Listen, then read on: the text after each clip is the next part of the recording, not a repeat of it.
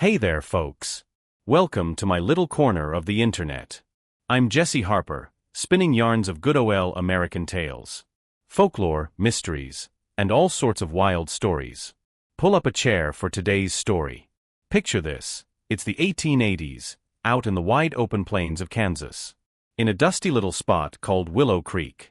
This town was the talk of the county, heck, even beyond. If you lived anywhere within a day's ride, you darn well heard of Willow Creek. And what made it so special? Well, mostly, it was the way folks around here kept their families tight-knit and solid. Anytime a fella from one of these homesteads hitched up with a gal from another town, or one of our local ladies married off to some outsider, they always managed to build a home that ran smooth, no bickering, no mess. The old-timers here were like family patriarchs, teaching their girls to stand by their men, to keep the hearth warm and the kids fed, and raising their boys to look out for their wives. It was a downright fine tradition. A gal or a guy from Willow Creek. They were the kind of catches that folks from neighboring settlements would fight over. But truth be told, sometimes the girls here didn't bother looking elsewhere. And the fellas didn't stray far to find a bride either. Folks reckoned it was smarter to keep things close. Kept the in-laws nearby. Meant both sides could lend a hand when times got tough. And you always knew who you were tying the knot with. That's how Johnny Hayes and Ellie Mae Sullivan ended up together. When they said their I dos, the whole town turned out to cheer 'em on. Both their families, the Hayeses and the Sullivans, were some of the best folks Willow Creek had to offer. This picture-perfect pair coming together was like a blessing for everyone who knew 'em. But good times don't always last forever. 3 years into Johnny and Ellie Mae's marriage, Johnny's mama, Widow Hayes, took sick. She was laid up in bed, weak as a newborn calf. And no matter how many doctors they called in from Willow Creek or beyond, nobody could figure out what was wrong. They just scribbled down some prescriptions, fancy tonics and powders, and tell Johnny to mix 'em up for her to sip on. Day after day, Widow Hayes stayed stuck in that bed, and Johnny was beside himself with worry. For months, he stopped heading out to the fields or the carpentry shop, just sitting by her side, watching her fade. Ellie Mae, bless her heart, tried to talk some sense into him. "Listen, Johnny," she'd say, "I'm here, ain't I? You go on and get back to work. If you don't bring in some money, how are we gonna keep paying for your mama's medicine?" Johnny knew she had a point, deep down. But he couldn't bear the thought of leaving his mama's side. That's when Ellie Mae lost her patience. Right there in front of Widow Hayes, flat on her back, she lit into him something fierce. "Here you are, a grown man, moping around all day. What are we gonna eat tomorrow? What are we gonna live on? You planning to just sit there and let us starve? I don't care how much you love your mama. I told you I'd look after her, didn't I? Why are you acting like some helpless little girl? What good are you to anybody like this?" Johnny wasn't one to back down from a fight, though. He shot right back, voice booming. "She's my mama, not yours. Of course you can stand there and talk cold like that. You think I want to be cooped up in this house all day? Fine, tomorrow I'll head out and work. Least then I won't have to sit here arguing with you." With that he stormed out, slamming the door so hard it rattled the frame, and didn't even look back. That blowout marked the start of a cold spell between them. For over a year, Johnny and Ellie Mae didn't say a word to each other. Ellie Mae would cook supper every night. Johnny'd come home, eat in silence, then head out for a walk. After that, he'd swing by to check on his mama, then crash for the night before heading back to work at dawn. Word of their spats spread like wildfire through Willow Creek. The town's gossip mill, mostly the busybody women, got hold of it and ran wild.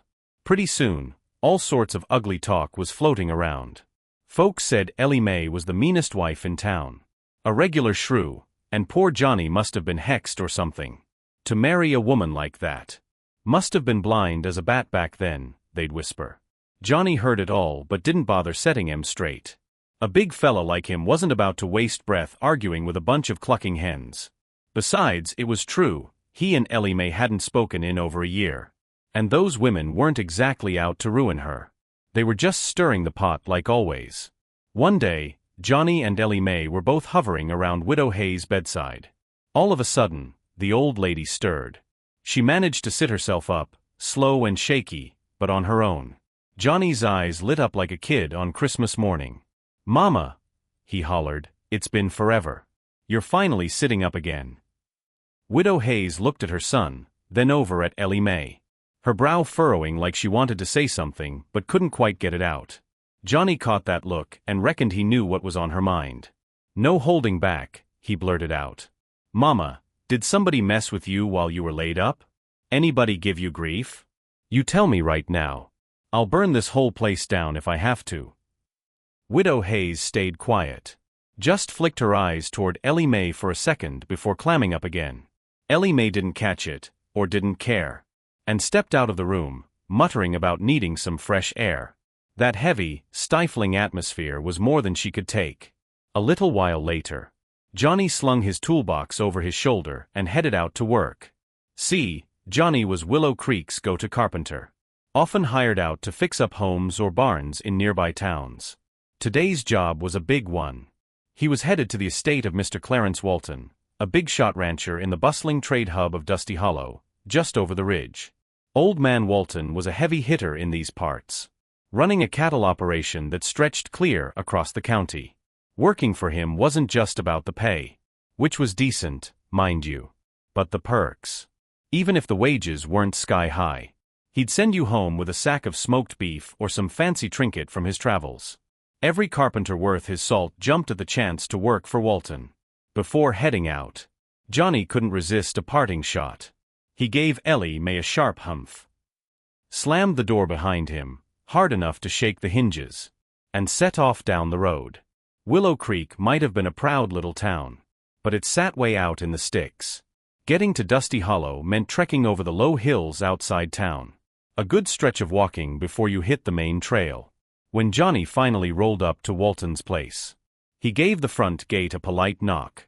A hired hand, looked like one of the stable boys, poked his head out, and Johnny tipped his hat. "Name's Johnny Hayes, carpenter from Willow Creek. Here for the job." The fella nodded and led him around to the back courtyard. Out there, Johnny saw a handful of other workers already at it. Hammers swinging, saws buzzing. He set his toolbox down, pulled out his gear, and got to work alongside the masons and fellow carpenters, fixing up one of Walton's sprawling outbuildings. They were about halfway through the job when Clarence Walton himself strolled out, a rolled-up blueprint tucked under his arm. He squinted at their progress, then scratched his chin, looking a mite dissatisfied. "Hold up, boys," he called out.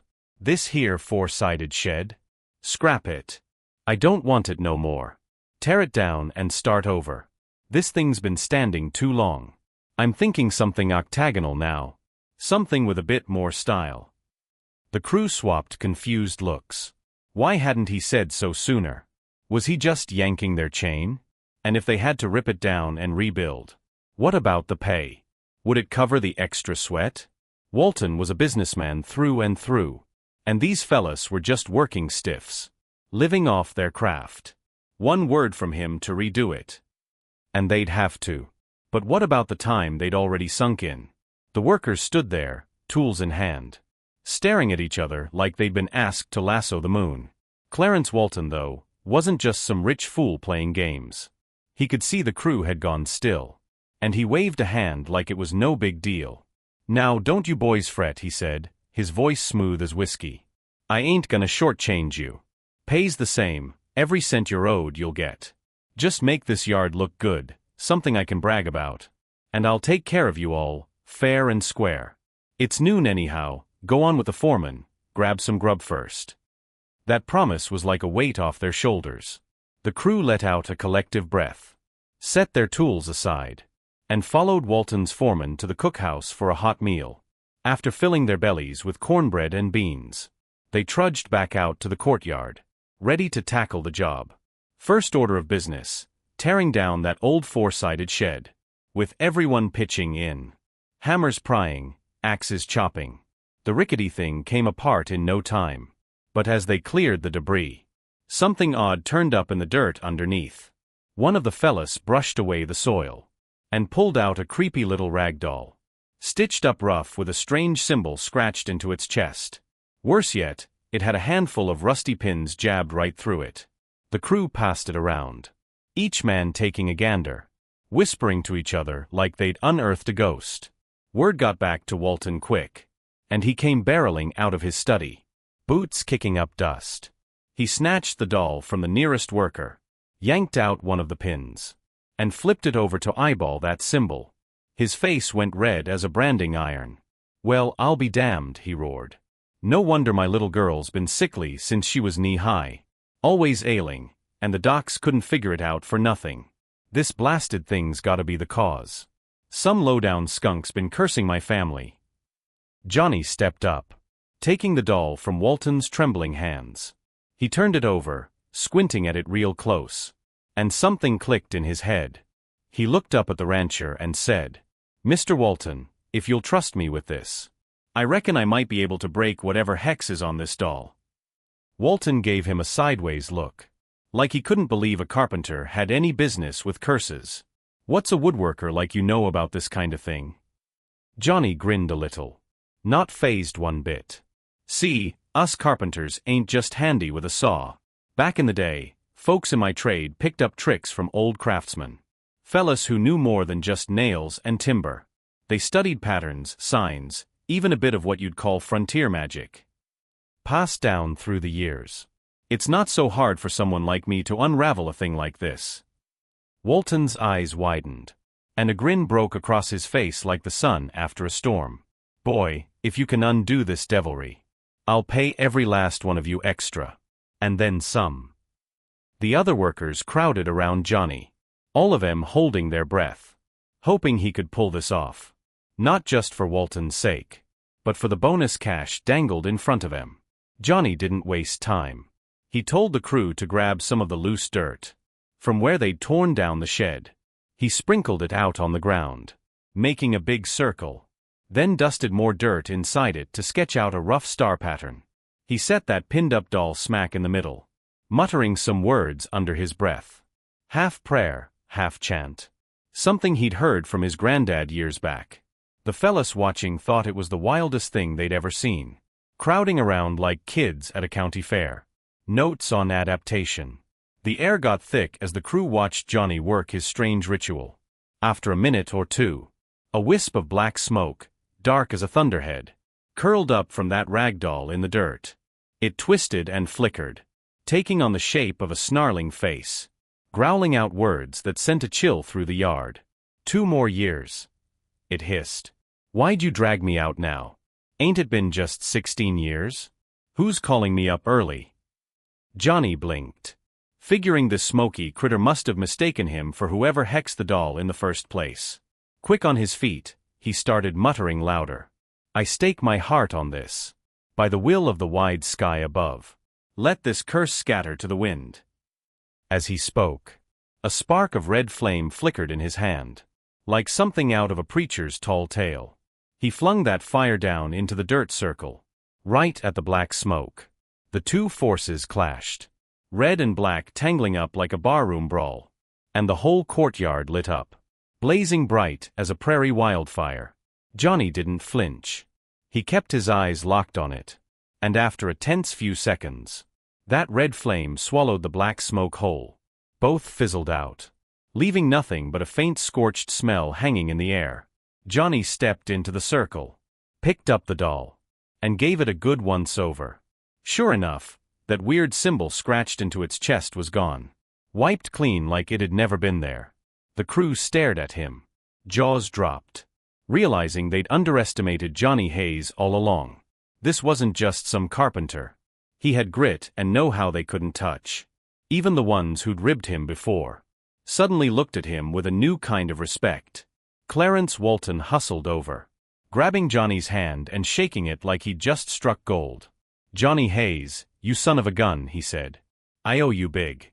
I'd have gone to my grave not knowing some varmint was hexing me and mine, dragging my little girl down with it. You've done me a solid I won't forget." Johnny scratched the back of his head, a sheepish grin tugging at his lips. "No need to thank me, Mr. Walton. You're the one who wanted that shed torn down. We just stumbled on the problem and fixed it. But, about that pay you mentioned." Walton let out a hearty laugh, clapping Johnny on the shoulder. "Don't you worry, boy, I'm a man of my word. I'd have shelled out plenty for a preacher or a so-called witch doctor to do the same. And you fellas busted your backs on this job. You'll all see a little extra when we're done." With that settled, the crew got back to work. Spirits high now that the curse was busted. They hammered and sawed away. And with everyone pitching in, that new octagonal shed came together in just 3 days. Nights after work, the boys gathered round a fire pit, passing a jug of moonshine and swapping stories. Time flew by fast when the bragging started. When the shed was finally finished, Walton threw a big lunch for the crew. Fried chicken, biscuits, and all the fixings. Then paid 'em double what they'd expected. He shook each man's hand as they headed out, grinning ear to ear. As the crew filed out of Walton's gate, Johnny was just about to hit the trail back to Willow Creek, when the rancher's foreman, a wiry fella with a polite nod, called him back. "Johnny, hold up a sec," he said. "Mr. Walton's asking for you up at the house." Johnny'd been away from home a few days already, itching to check on his mama. But if Walton wanted a word, he figured he'd better oblige. He followed the foreman up to the big house, pushing open the door to Walton's study. The rancher waved him in quick, motioning to a leather chair by the desk. "Take a load off, Johnny," he said, his tone warm but serious. Johnny sat, not sure what was coming but listening close. Walton leaned forward, hands clasped like he was about to deal a big hand of poker. "Johnny, you pulled my little girl out of some dark trouble with that doll business. I've been thinking hard on it. All this wealth and land I've built up don't mean much. If I'd lost her to whatever that curse was, just a few days back, she was still pale and weak. But since you broke that hex, she's up and about, full of life again. It's a downright miracle." Johnny tipped his head, smiling easy. "Well, that's great news, Mr. Walton. Glad she's doing better, congrats." Walton nodded, but then he hesitated. Like he was chewing on something big he wasn't sure how to spit out. Johnny could tell whatever came next wasn't gonna be simple. After a beat, Walton squared his shoulders and went for it. "Here's the thing, Johnny, I've got a favor to ask. And it ain't a small one.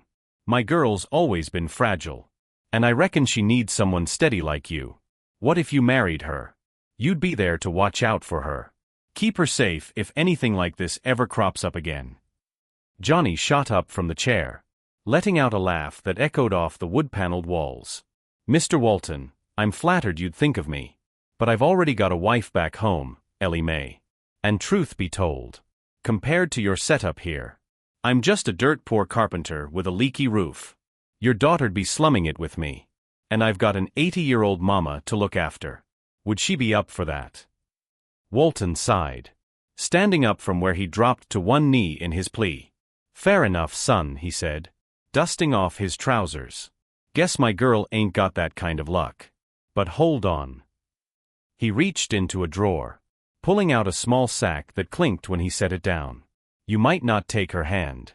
But you're taking this. $10 silver. And don't you dare say no, or I'll be downright ashamed to face you." Johnny hadn't seen that coming. Not in a million years. $10 was a haul for a working man like him. He thanked Walton, tucked the sack into his coat, and headed out for the long walk home. On the way back to Willow Creek, he passed through Dusty Hollow's bustling Market Street.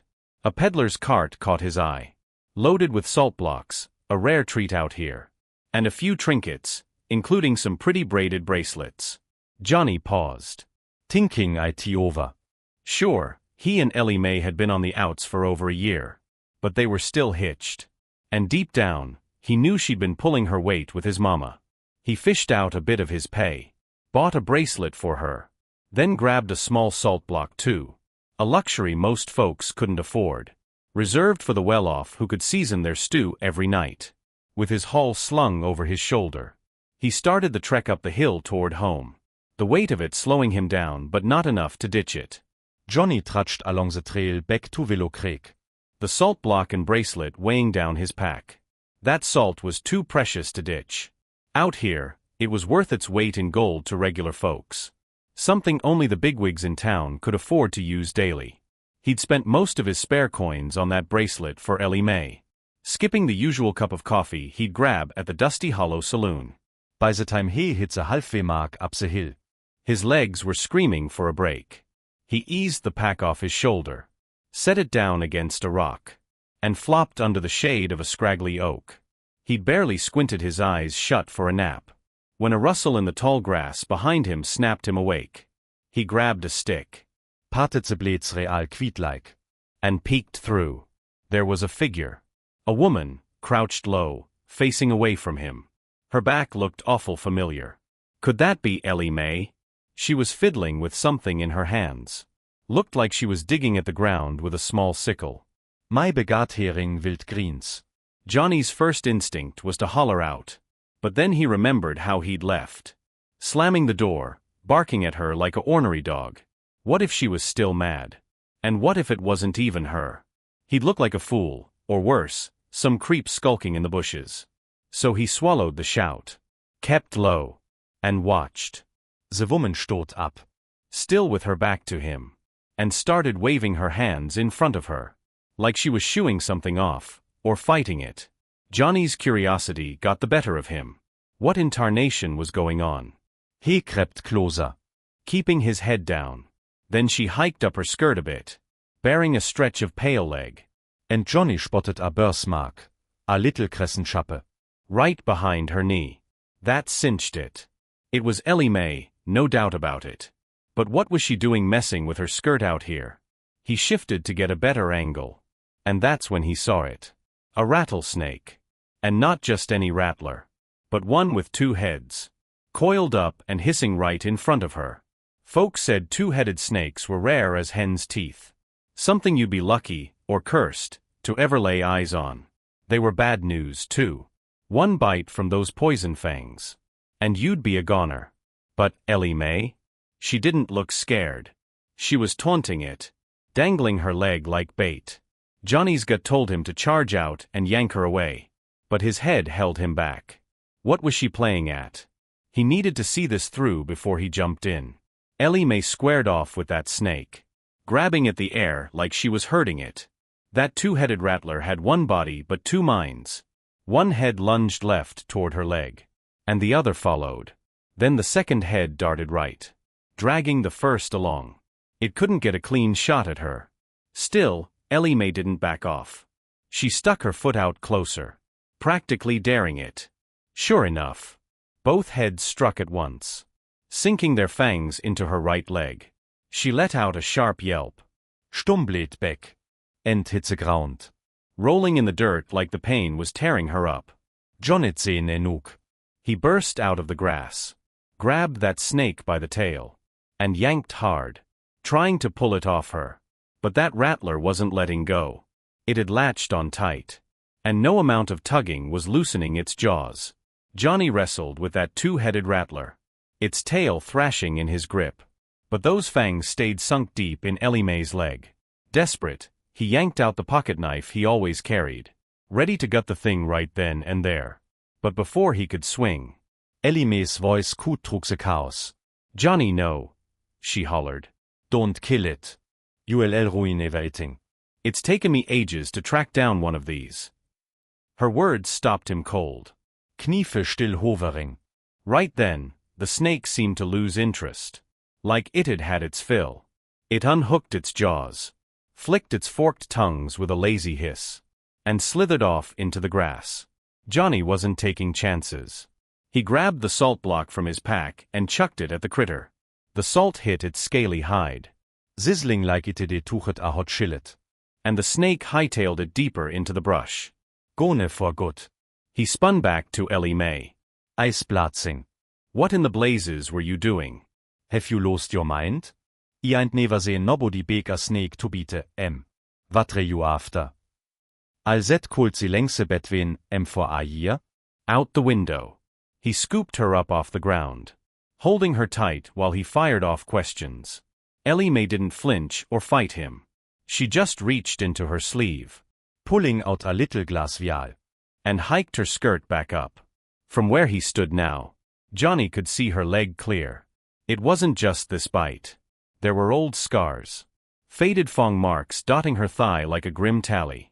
She presset ze vials mut to ze fresh wound. Collecting the venom as it oozed out. Drop by careful drop. Then, from her other sleeve, she fished out a small red pill and popped it in her mouth. Swallowed it down. And just like that. The sweat and shakes from the poison seemed to ease off. She stood up slow, brushing dirt off her dress, and said cool as you please, "Let's head home." Johnny was stumped. Why'd she let that snake bite her? What was the venom for? He knew there had to be a reason. Ellie Mae wasn't one to do crazy without a purpose. He handed her the pack with the 9 remaining silver dollars, keeping the busted bracelet tucked away for now. Then he stepped in front of her, turned around, and crouched down. "You're hurt," he said, gruff but firm. "No more walking. I'm carrying you back." He hoisted her onto his back, her arms looping around his shoulders, and started down the hill toward Willow Creek. Neither of them said a word the whole way, but the silence wasn't cold no more. It was thick with things they couldn't yet spit out. When they got home, Johnny pushed open the door and saw Widow Hayes up on her feet, leaning on a cane but moving around. He lit up, rushing over to her. "Mama, you're walking. Hot dang, you're really getting better." He glanced back at Ellie Mae, then clammed up, not sure what to say next. Widow Hayes, though. She'd seen enough to know what was what. She'd watched her son and his wife freeze each other out, and she knew it was mostly her fault they'd hit this rough patch. She thumped her cane on the floor. "Ten swatted Johnny upside the head." Not hard, but enough to make a point.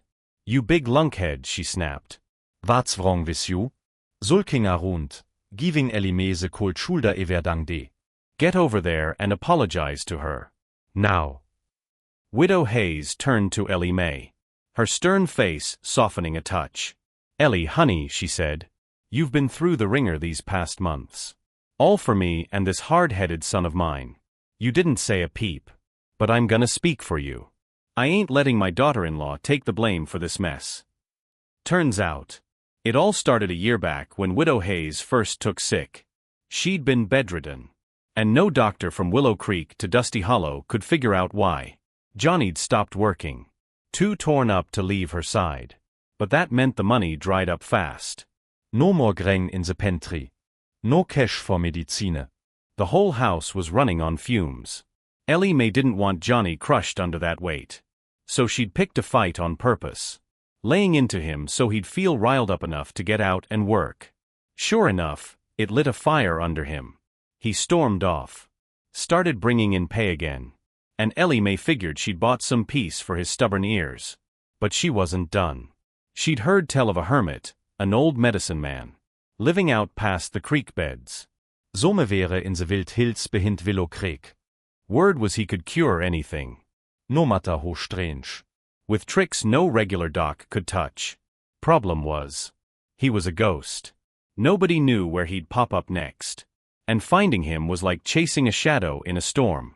While Johnny was out earning, Ellie Mae'd get Widow Hayes settled each morning, then pack some jerky and head into those hills. She scoured every gulch and ridge, hunting for that hermit, her legs blistering with calluses from the trek. Just when she was ready to call it quits, that two-headed rattler came slithering out of the brush.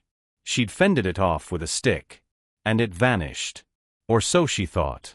Next thing she knew, a grizzled old man stepped out from behind a boulder, twirling that snake like it was a pet. Ellie Mae pegged him right off. This had to be the medicine man. She spilled everything. Her mother-in-law's mystery sickness.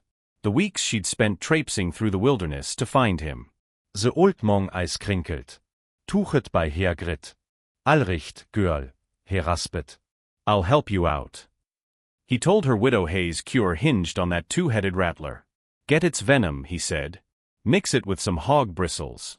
Scrape off 10, bon tu asa. Stier it into pleng porridge with a venom. Feed that to her a few times, and she'll be right as rain. Ellie Mae frowned. But that snake's poison. Want I kehl over getting it? And how do I even keep the venom fresh till I'm home? The hermit chuckled. digging into his satchel.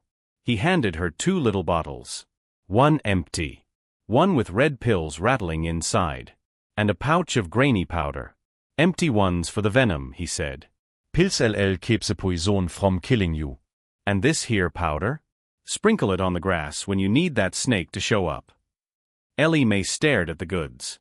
Half convinced this fella was some kind of wizard. She started to thank him. But when she looked up, he'd vanished. Gone like smoke on the wind. From then on, every few days, she'd hike back up those hills, sprinkle that powder, and wait for the rattler to slither out. That afternoon Johnny'd caught her. She wasn't digging greens. She was luring that snake for its venom, letting it sink its teeth into her leg again and again.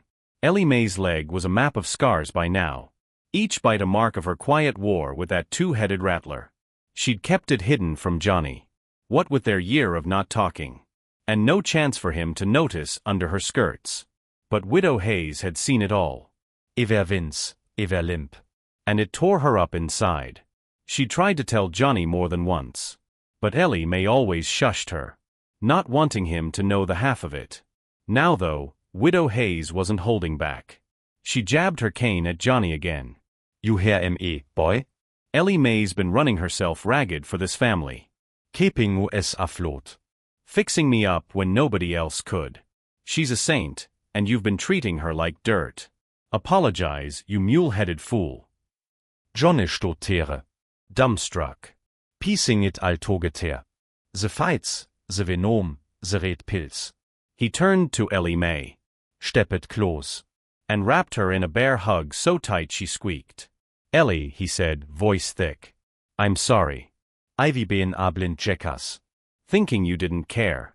When you've been holding this whole house together.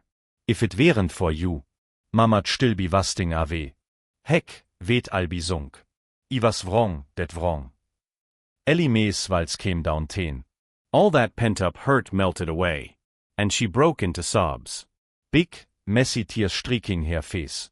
Johnny, she choked out. I'm to blame too. I pushed you away on purpose. Let you think I was cold. Just to get you out working. Let's quit this nonsense. From now on, we talk things out. No more waltz between us. Johnny nodded, then remembered something. He fumbled in his coat, pulling out a little cloth bundle.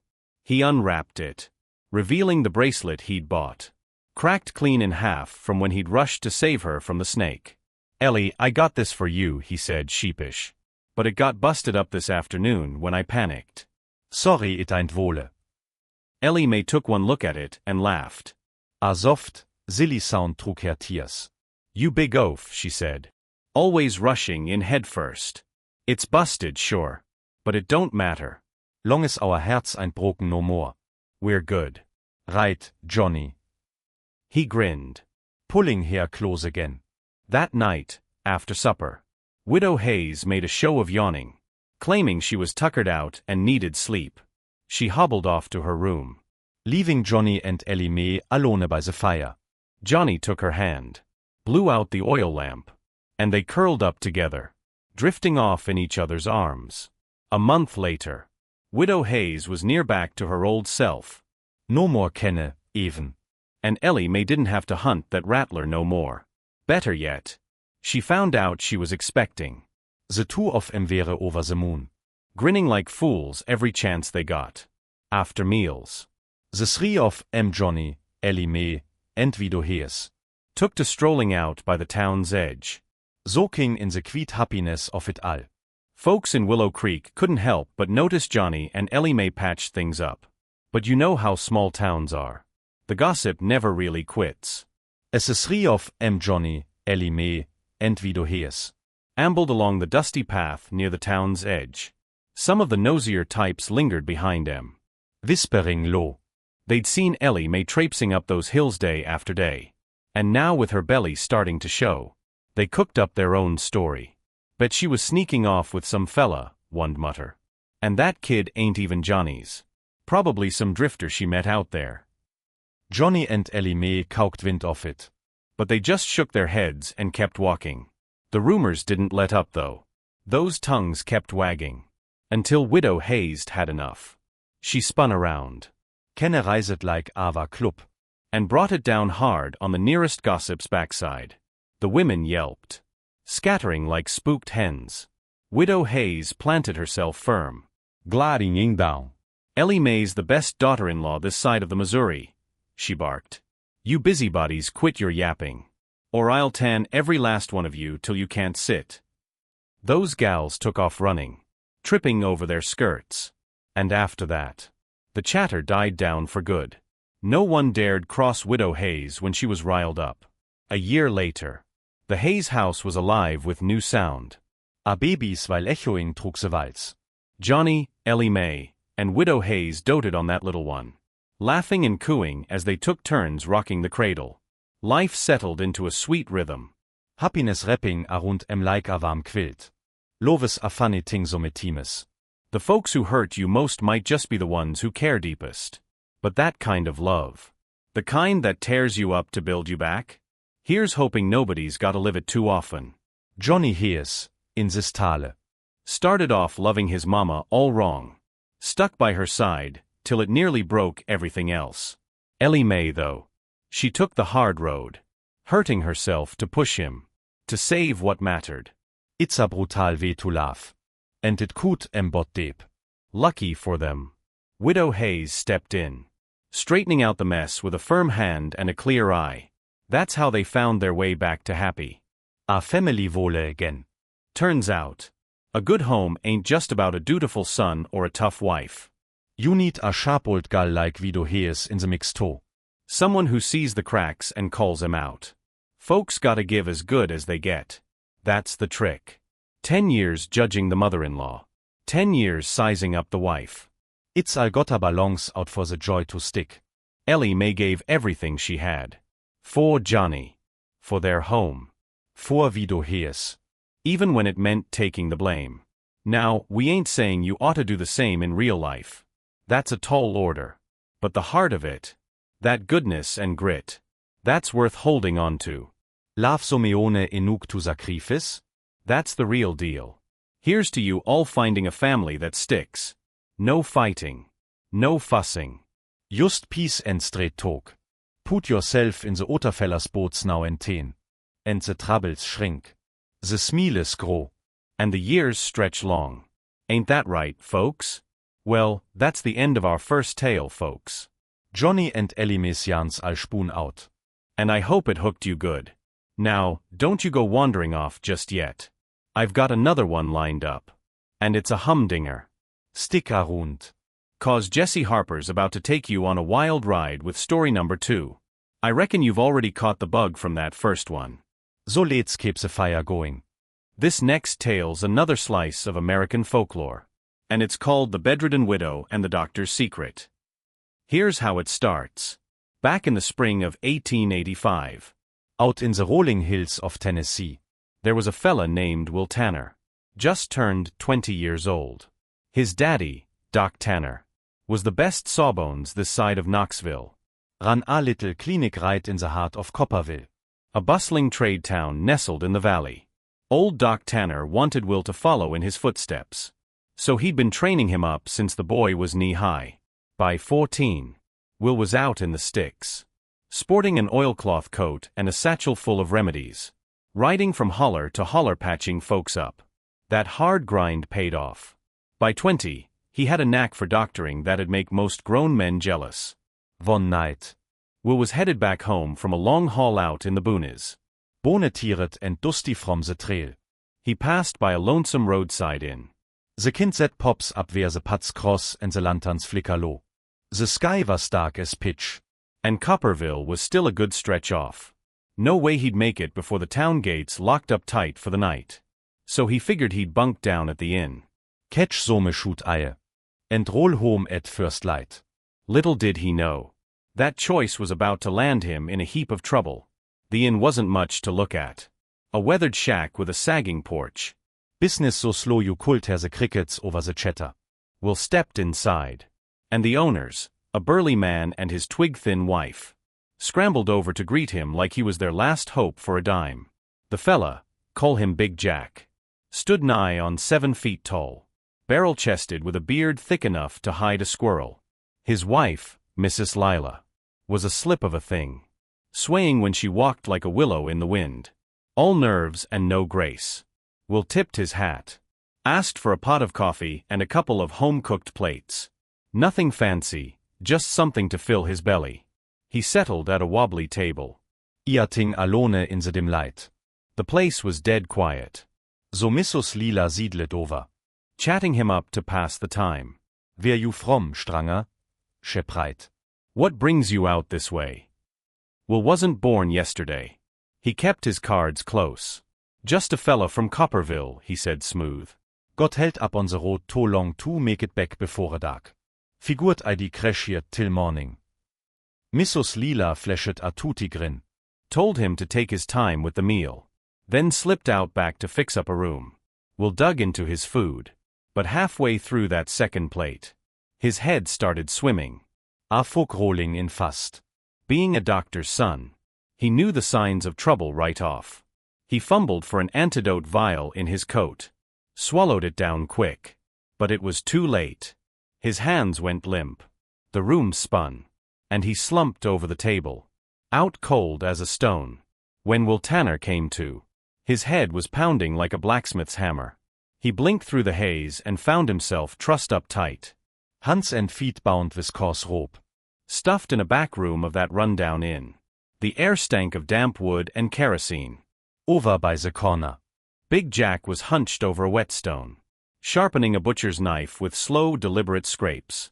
Mrs. Lila stood by a rusty stove, stirring a pot of boiling water that hissed and bubbled. They both glanced over as Will stirred, and Mrs. Lila's face twisted into a sneer. "Look at you," she spat. "All gussied up in that fancy coat. Thought you'd be carrying a fat purse, didn't we? But you ain't got 2 nickels to rub together." Wasted our time for noting. Will shook his head, trying to clear the fog, and shot back. You set up shop out here in the middle of nowhere. What kind of Richmond gonna stumble into the stump? If he ain't got money. Why not just cut me loose and call it a day? Mrs. Lila cackled. ADY, nasty sound. Let you go? And lose out even more? No, sir. You've got a pretty face under that dust. We'll haul you into Copperville. Sell you off to some saloon gals or a riverboat crew. Might fetch a decent price yet. Will's stomach dropped. He'd heard tales of folks getting snatched up out in the wilds. Sold off like cattle to the highest bidder. But he never figured he'd be the one in the noose. Big Jack kept quiet. Just grinding that knife. While Mrs. Lila shuffled over with a tin mug of tea. Will squirmed.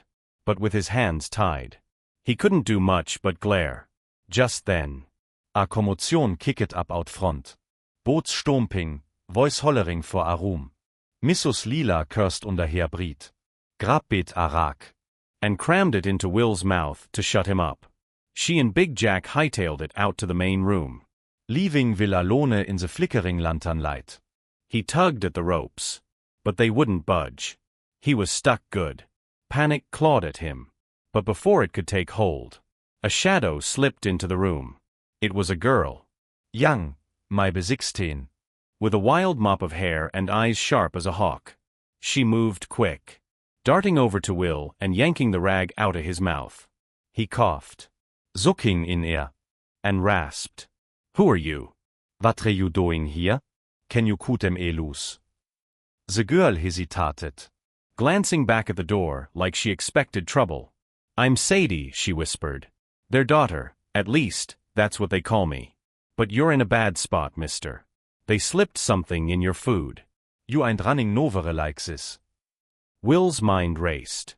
"I can shake off the poison," he said fast. "I've got the know-how." Just und TME, please. Out here, take and catch me once I'm free. He figured he'd play his card. Give her something to trust. "I'm Will Tanner. Son of Doc Tanner from Copperville. I'm a Dr. myself. Or close enough." Sadie's eyes flicked over him, weighing his words. A doctor's son? That sparked something in her. She bit her lip, then leaned in close. "If he cut you loose, she said, will you take him with you?" Will froze. Kaukt off guard. Why'd you want to leave? He asked. Sadies feestakend. And she spilled her story quick and low. Names Sadie Bohne. And I ain't really their kin. They picked me up years back. Found me wandering after my folks got lost in a flood. Mrs. Lila, her real name's Lila Crow, saw I was a cute kid and kept me around. They've been using me to lure travelers in. And now that I'm older, they're fixing to sell me off to some no-good husband for a profit. I ein Steying vorset. Will Tanner stared at Sadie Boone, his mind spinning faster than a twister. Her story hit him hard. A kid roped into a rotten deal by folks like Big Jack and Lila Crow. He felt for her. But hauling her along right now? That'd slow him down something fierce. My beget bot kaukt. He took a breath, keeping his voice steady. Look, Sadie, he said. I'm in a tight spot here. Best I can do is hightail it out of this mess myself first. If he make it. I swear I'll round up some help and come back for you. Get you free of these snakes. Sadie's eyes narrowed. Like she'd heard promises like that before and watched them blow away like dust. You'll hightail it and leave me here, she hissed. Men like you. All sweet talk, till you're in the clear. What am I supposed to do if you don't come back? Will didn't have a slick answer. He was telling the truth. But how do you prove that to a girl who's been burned? Digging out his heart to show her wasn't an option. She glared at him, then jabbed a finger his way. Fine. But you're gonna swear it, right here. Sayuel come back and marry me. Then I'll know you mean it. Will's jaw tightened. Marriage? That was a big ask. The kind of thing his folks back in Copperville ought to have a say in. And swearing oaths wasn't something you tossed around like spare change. But with his hands tied and time ticking, what choice did he have? He'd be a fool to die here over pride. After a quick chew on it, he looked up at the cracked ceiling and spoke loud. I will Tanner. Swear by the hills and the sky up ofe. If Sadie Bohne geht sem outasis. And he make it free. I'll come back and take her as my wife. Sadie watched him close. And when he finished, a flicker of hope softened her face. She didn't waste another second. Grabbed a rusty knife from a shelf, sawed through the ropes on his wrists and ankles, and darted to the back window. She shoved it open. The night hing in. And waved him over. Go now. Will stumbled to his feet, legs wobbly from the poison still lingering in his veins. He glanced back at her 3 times as he climbed out, seeing her silhouette against the lantern glow. She gave him a quick nod, and he dropped to the ground outside, vanishing into the dark. Back in the inn, Big Jack and Lila Crow dragged a new fella into the front room. Some poor sap they'd nabbed off the road. They rifled his pockets, then hauled him toward the back to tie him up next to Will. But when they kicked the door open, all they found was a pile of cut rope on the floor. Will was long gone. Big Jack let out a bellow that rattled the walls, storming out to the yard to hunt him down. Lila Crow grabbed his arm. Don't bother, Jack. He slipped out that back window. Kid's got more luck than sense. Jack spun on her. You didn't tie him tight enough. How'd he get loose? Lila's eyes flashed. Why don't you ask your precious daughter? But she knows more'n she's letting on. Jack roared Sadie's name, and she came running, face pale as a ghost. Did you cut that Tanner boy free? He thundered, voice rough enough to shake the rafters. Sadie couldn't lie her way out. She was trembling too hard. She gave a tiny nod, bracing for the worst. Jack's hand shot up, ready to wallop her good. And that swing would have laid her out flat, or at least kept her down for weeks. But right before it landed, Lila Crow jumped in front, blocking Sadie with her bony frame. Hold it, you ox, she snapped. What's hitting her gonna fix? We need her in one piece. She's our ticket to a payout soon enough. Let it go. She'll be gone before long anyway. Big Jack loomed over Sadie Boone, his meaty fist still hanging in the air. But Lila Crow's words sank in. He growled low, dropped his arm, and jabbed a finger at Sadie instead. Get back to your corner, he snarled, and keep your trap shut. Sadie scurried off, head down, while Jack and Lila turned back to their new catch, busy tying him up in the back room. Meanwhile, Will Tanner was tearing through the Tennessee night, sticking to the shadows of the woods around the inn. His heart pounded, half expecting to hear Jack's boots crashing after him. But no one came. The poison still dragged at his legs, making every step a fight. But he kept moving till he found a hollow under a big oak. He hunkered down there, catching his breath, and waited out the hours till dawn. When the first light streaked the sky, Copperville's gates creaked open, and Will staggered into town, filthy and wore out. The antidote he'd swallowed hadn't kicked in fast enough, and that night on the run had sapped him dry. He dragged himself home, pushed through the door, and caught one glimpse of his daddy, Doc Tanner. Before his knees buckled, he hit the floor like a sack of grain, out cold again. 3 days he was down, fever burning through him. But Doc Tanner worked his magic, pulling Will back from the edge. It was half a month before he was steady on his feet again.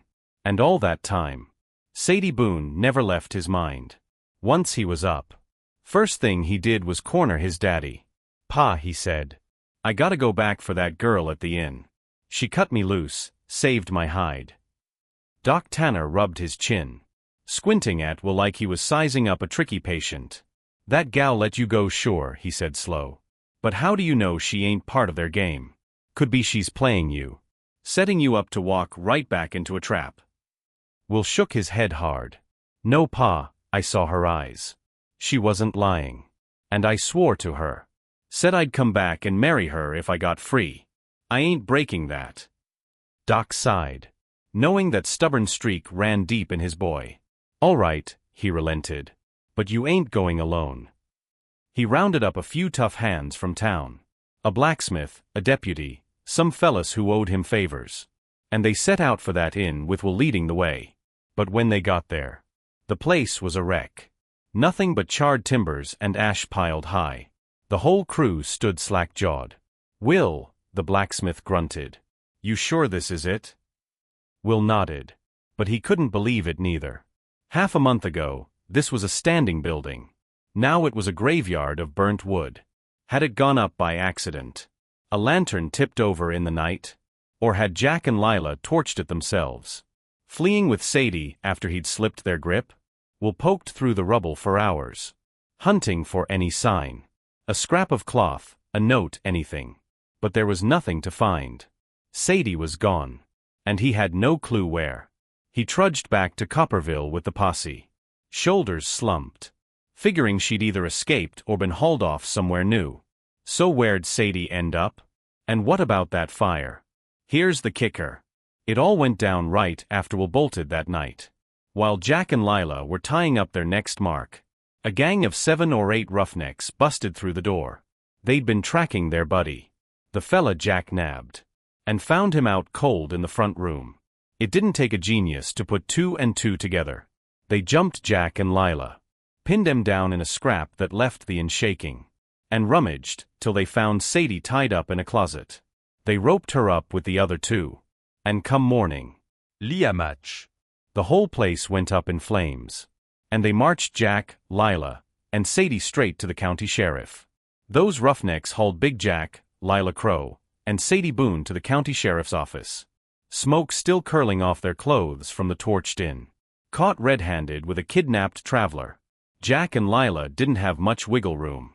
They fessed up quick, spilled the whole rotten scheme of doping folks and selling him off. Sadie, though, saw her chance and spoke up. "I ain't their kin," she told the sheriff, voice steady despite the ropes still biting her wrists. "They snatched me years back, used me as bait. I cut that Tanner boy loose. He's the one who can vouch for me." The sheriff leaned in, and Lila Crow, sour as ever, grumbled out the truth. Sadie'd been a stray they'd picked up. No blood tie at all. With that cleared, the lawmen started digging for Sadie's real folks. Turns out, she was the long-lost daughter of Silas Boone, a big-shot merchant in Copperville who'd made his fortune trading timber and hides. When they brought her to the Boone place, Silas took one look at her, those sharp eyes and wild hair, and knew her on sight. even after all them years apart. Sadie's mama had passed in that flood way back.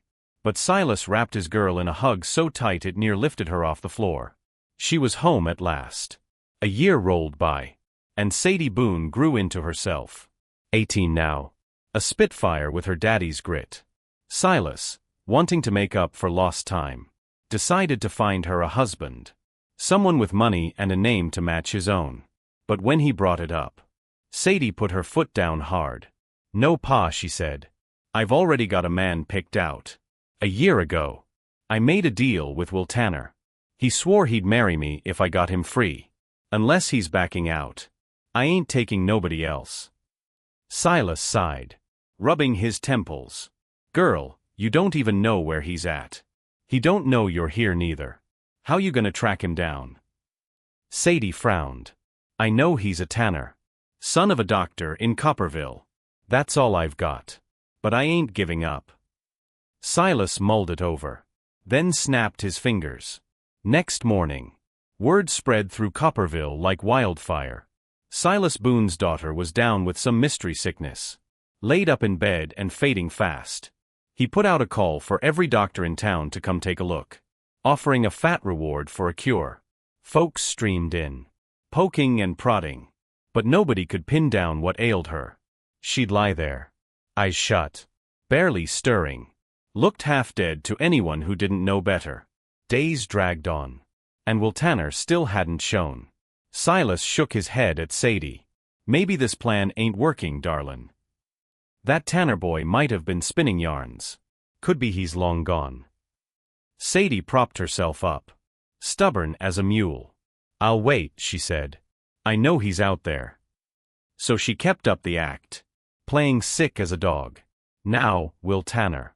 Ever since he'd come back from that burned-out inn. Couldn't shake Sadie from his head. His daddy, Doc Tanner, tried setting him up with a nice gal from town. But Will waved it off. "I'm promised to Sadie Boone," he'd say. "And I ain't breaking that till I find her." Every time he rode out to Dr. Folks in the hollers, he'd ask after her. Anybody seen a girl named Sadie? Wild hair, sharp eyes. But a year of searching turned up nothing. He was starting to think she'd left Tennessee altogether. That day, he rolled into Copperville after a long trip, and found Doc Tanner pacing the porch, muttering to himself. "What's eating you, Pa?" Will asked. Doc glanced up. "Silas Boone sent for me today. His girl's got some queer sickness. Been down half a month. Every doc in town's tried. And I went too. But it's a stumper.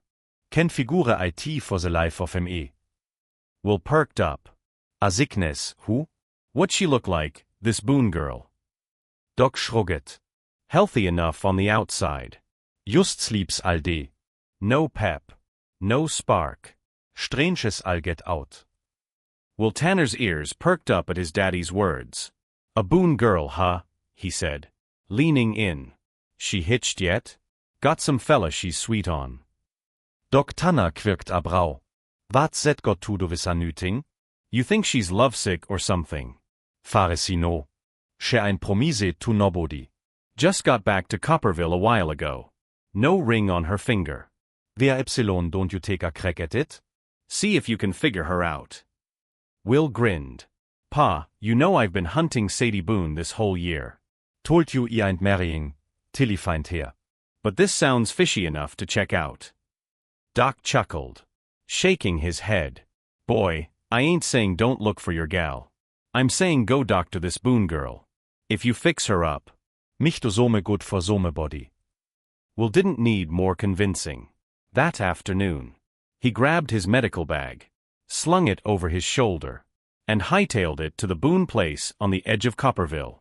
When he got there, the housekeeper led him through the big house, past fancy rugs and polished wood, straight to the back bedroom where Sadie was laid up. Silas Boone gave him a nod to go in, then hovered by the door. Wettching like a hawk. Sadie was stretched out on the bed, a quilt pulled up to her chin. Eyes shoot dicht. Will couldn't see her face clear at first. The room was dim. Curtains drawn against the sun. He set his bag down, rolled up his sleeves, and started with the basics. feeling her pulse. Steady and strong as a drumbeat. Noting of tere. He knew right off she wasn't sick. This was a put-on. And a good one at that. He turned to Silas. Mr. Boone. Mein Stepping out a Minute? I need to ask her a few things. Private like. Silas grumbled but shuffled out, closing the door behind him. Sadie kriegt an Eie open. Hearing Will's voice. And it hit her like a spark. She'd heard that drawl before. Onse Silas was gone. Will leaned in, keeping his tone low. Miss Boone. You ein sick alek. Wie habselonre you pulling se stund? Got half of Copperwills doctors in a titsi over noting. Wat se game. Sadie sat up slow. Peeling back se quilt. And studied him. She'd pegged him already. 7 kinds of sure this was her Will Tanner. But a year'd passed. And she had to be certain he hadn't moved on. She decided to test him. See if he'd kept his word. My body's fine, she said. But my heart's ailing something fierce. The kind of hurt no regular doc can mend. Will tilted his head, thinking back to what he'd guessed earlier. Laugh sick, maybe? But how was he supposed to fix that? He tried a gentle nudge. Miss Boone. Your pa's got money and pull. Any man in Tennessee'd be lucky to court you. Wo's got you teed up in knots? Sadie's eyes glinted, playing her part. I only met him once, she said. In a dream. And he swore he'd marry me. But I woke up. And he was gone. No way to find him. How's a girl track down a ghost like that? Dreams don't come true, dote. Will almost laukhet. She sounded half crazy. But then it clicked. That story sounded a lot like him and Sadie Boone. Down to the oat. He let out a slow breath, rubbing his neck. Sadie piped up again. You ever been hitched, mister? Will shook his head. Nope. Made a promise to a gal once. Said I'd wed her. But it's like chasing a shadow. Ein found her yet. So I'm still a free man. That was all Sadie needed. She flung the quilt off, jumped up, and threw her arms around him before he could blink. Will's eyes went wide. There she was. Sadie Boone. The girl he'd torn Tennessee apart looking for. Sadie, he stammered, hardly believing it. She grinned, tears pricking her eyes. And they held on tight. Like letting go might lose him again. Will Tanner pulled back just enough to look Sadie Boone in the eye. Still half dazed, she was real. How'd you end up here? He asked. Voice rook vis wonder. And in Silas Boone's house, no less. How'd you go from that hellhole into this? Sadie wiped her eyes. Grinning like a kid with a secret. She spilled it all. How the posse torched the inn after Will got away. How they dragged her, Big Jack, and Lila Crow to the sheriff. And how the truth about her folks came out. Turns out I'm Silas Boone's girl, she said. Lost in a float ihr speck. Pa recognized me the second they brought me home. Been here ever since. Will shook his head. Lauking soft.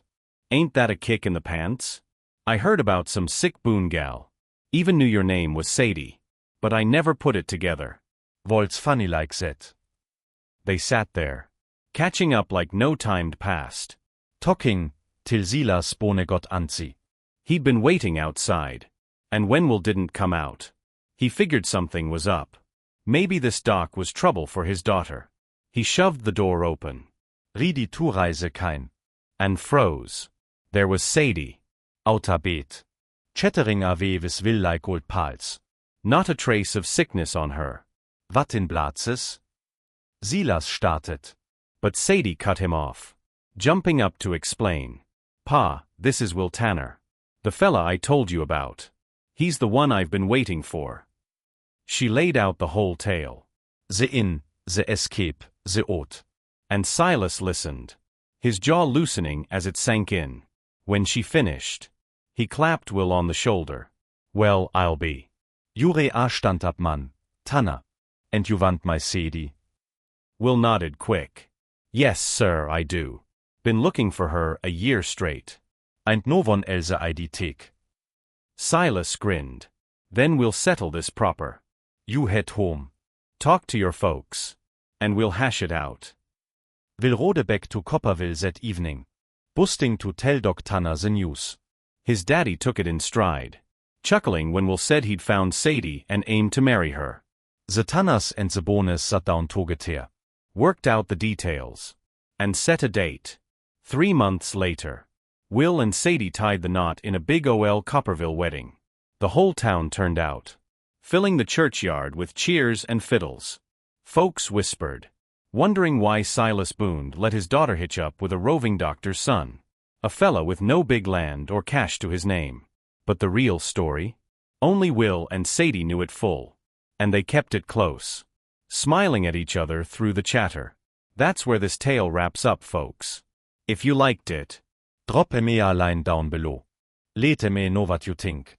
And don't forget to subscribe and share, 'cause Jesse Harper's got plenty more where this came from.